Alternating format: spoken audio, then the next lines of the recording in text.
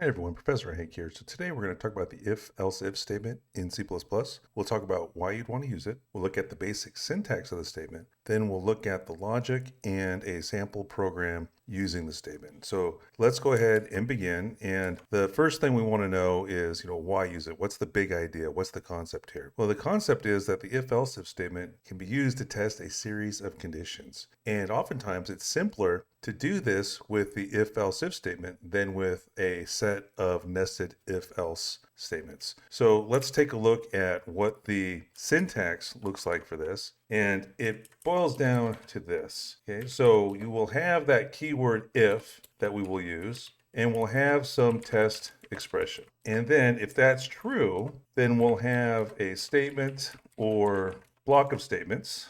Else if, we'll have another test expression 2. And then if that's true, then we could have a statement or block of statements. Else if, we'll have another test expression here, just as an example. We'll do if that's true, then we'll do a statement or block of statements. Otherwise, we can just have a dangling else here and then execute a statement or a block of statements. So the idea here is that as soon as you have a test expression that evaluates a true, you execute the attached block and then you skip everything else and you continue on with the rest of the program. So if your first test expression is true, you do these statements and then you skip everything else.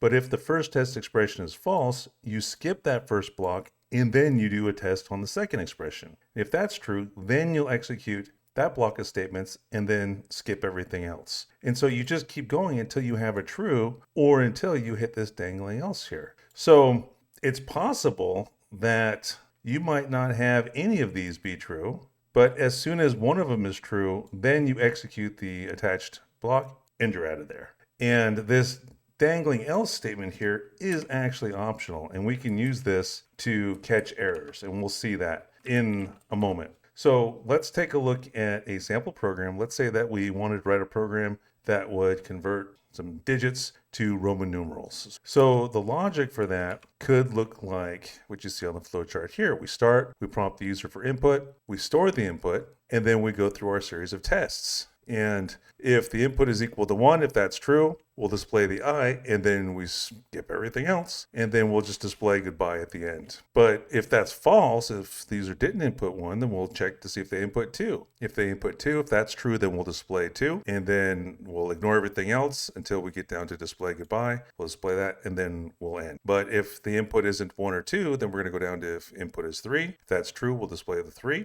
And then we'll display goodbye, and then we're done. But if the user enters anything other than 1, 2, or 3, we'll display error, and then we'll display goodbye, and then we're done. So let's go ahead and implement that program based off of that plan. So we'll create a variable that is type character for the input, and then we're going to prompt the user, enter a digit, and then we'll read in their input. And then we'll have our if-else-if structure. So we'll say, well, if the input is equal to 1, then we will cout, I.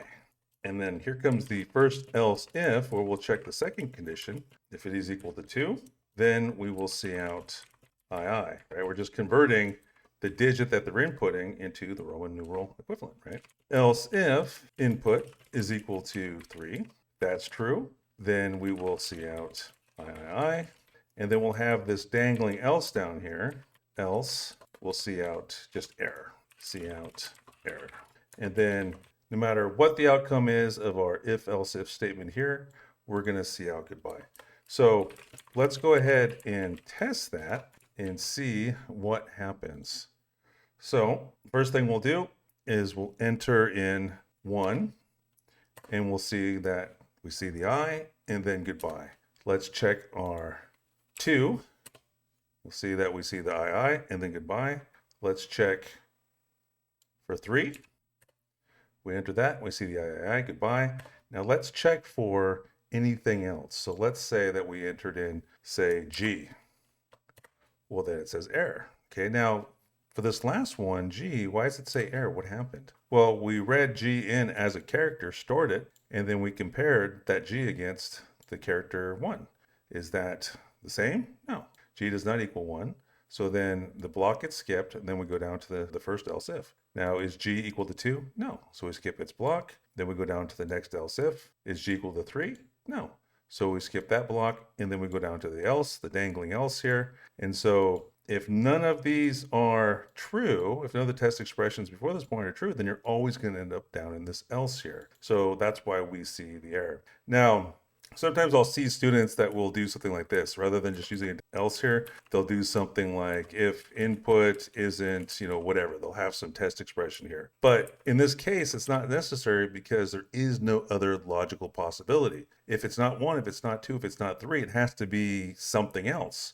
And for our program, anything else is an error. So there's no need to test anything right here. It's pointless. So we can leave that out. Now, I will point out also that, again, this is optional here. So if I leave that dangling else out, then I'm explicitly testing for character 1, character 2, character 3. And if they don't enter any of those things, we're not going to see anything but goodbye. Now, maybe that's what you want. Maybe it's not. It depends on the requirements for your program, right? So if I enter in, say, exclamation point, right, all we do is see the goodbye because an exclamation point is not equal to 1, it's not equal to 2, it's not equal to 3. And so all of these are false, right? And so then we just skip right on past all of this and we do our goodbye. So this little dangling else here, it's optional. Okay, you can include it if you need it, or you can leave it off if you don't. Now, something else I want to point out here really quick as we finish up is that you can have as many else ifs as you want or as you need, right? Just because I did in this example 3 doesn't mean that you're limited to 3. So you can use as many as you like, and you can have as many statements in these blocks as you like. So let's do one more example. Let's say that I wanted to ask the user if one number was bigger than the other or if they were the same. So I might do something, like this. I might say, to enter in a couple numbers. So I might say enter 2 integers separated by a space. And then I could read in those integers into 2 variables, 2 int variables, x and y. And then I can ask, or I can do my if else if here. I can say, well, if x is greater than y, then what am I going to do? I'm going to say something like cout the first number is bigger than the second, right? And so then I might want to have another statement here and say that number is, and then display the x. Okay, so I can have multiple statements in here. And then here I'll have else if x is less than y. And if it is, then I'll say that the second number is bigger than the first, right? So just reverse this. Okay, and then I'll use my else here, and we'll just say they are the same. Cout, they are the same, right? So this is one of those examples, again, where there's no need to do something like this. Right? You can, but it's just a waste of a comparison because if x is not greater than y and x is not less than y, then there's no alternative. It must be logically equal to y. So this is kind of pointless to include that in there, so I leave it out, and it makes it slightly more efficient. So let's test it, make sure that it works. So if I do 5 and 2, then it says that the first number is bigger than the second, right? Because 5 goes into x, 2 goes into y, and so 5 is greater than 2. So this block executes, everything else gets ignored, and then we're done. Now, if I was to do that in the reverse, then it says the second number is bigger than the first, and that number is 5. Because 2 got read into the x, 5 got read into the y. So is 2 greater than 5? False. This gets skipped. So is 2 less than 5? True. So then this block executes, and then the else gets skipped. Now let's see if they're the same. 5 and 5, it says they are the same. Why?